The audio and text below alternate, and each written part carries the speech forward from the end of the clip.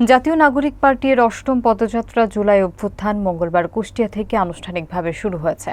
দেশ গঠনের প্রত্যয়ে এই পদযাত্রার সূচনা করেন এনসিপির কেন্দ্রীয় আহ্বায়ক নাহিদ সার্জিস আব্দুল্লাহ এবং দক্ষিণাঞ্চলের শীর্ষ নেতারা।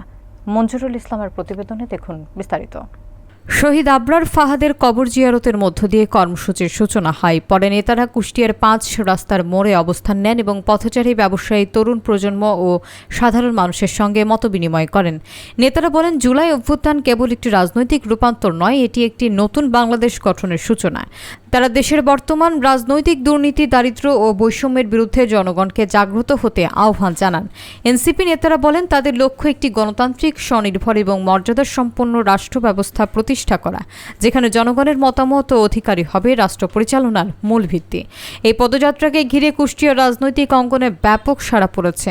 অনেকে এখন একে নতুন ধারার রাজনৈতিক সচেতনতা আন্দোলন হিসেবে দেখছেন, যা ভবিষ্যতের রাজনীতিতে ইতিবাচক প্রভাব ফেলতে পারে।